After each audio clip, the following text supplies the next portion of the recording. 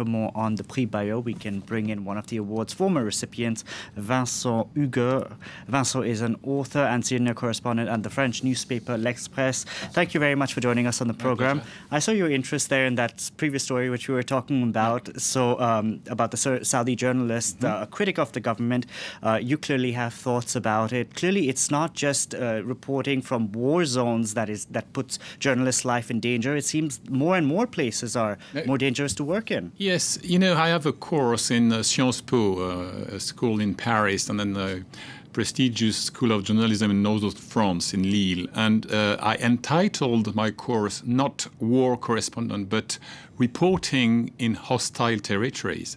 And hostile territory might be at the corner of the block, everywhere a journalist is a troublemaker.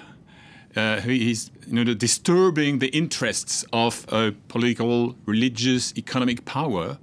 He might be at stake and in danger. So it's not a matter of geography. Even if it's true, most of those journalists who are familiar with covering war zones go abroad. But I mean, if, for example, let's take a very, very basic instance.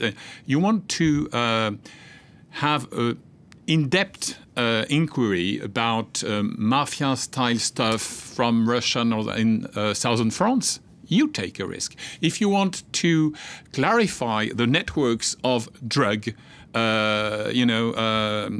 procurement in some neighborhoods, you take a risk. So, I mean, you need to enlarge the very concept of hostile territories. But I think the whole profession of journalism is under threat because we do have a lot of politicians in the world, most notably the U.S. President Donald Trump, who keep saying that, the news is fake, the journalists are against him. So how does this sort of discourse hamper the profession? It has undoubtedly a very, very negative impact. And not only that, but also the fact that if you talk to militiants in Africa, in the Middle East, wherever, I had this bad experience in the Philippines, for example.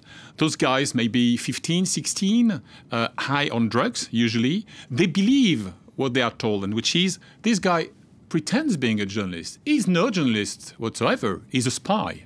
He's a spy. He's working for... Look, he's a French. Oh, my God. He's working for his own government. Never believe him when he tells he's a journalist. Doesn't exist.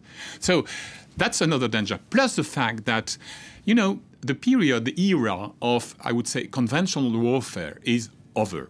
When you had two more or less regular armies fighting for a border, a gray zone, a territory.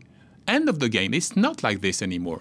You have now fragmented conflicts. The conflictuality, the substance of it has dramatically changed. So you are dealing not with a general hierarchy, blah, blah. You are dealing with local militias who do not obey to something else than, the boss, the local boss, and with all the suspicions you mentioned before. So obviously it complicates the matter, and it leads many medias to refrain from sending people because it costs a lot. If you want, I was in Mosul twice during the campaign to reconquer the city. I mean, if you want a decent fixer, a fixer in our jargon means the guy who is, or the girl, translating, not only this, helping you, yes, we could go, we should go now, not now, I know the guy at the roadblock, I don't know him. So they are our eyes, they are our ears, and sometimes they are our brains. But it was $500 a day for a good one. So you have a lot of restrictions now because we are facing some, budget constraints, and plus the fact that the insurance are more and more costly. So you have a lot of editor-in-chief who would hesitate now to send you because it's so unpredictable. And I've finished with that. But yesterday, the journalist was a troublemaker. Now, if you go to Sahel, for example, is also either a target or a prey. Because, you try after to bargain and to obtain millions of euros for his life. I think that's one of the risks that we won't know about so many of the ongoing conflicts in the world because, as you said, the insurance is too expensive to send people there. We're going to have to leave it there. Unfortunately, we're out of time. Vincent, thank you very much for joining us.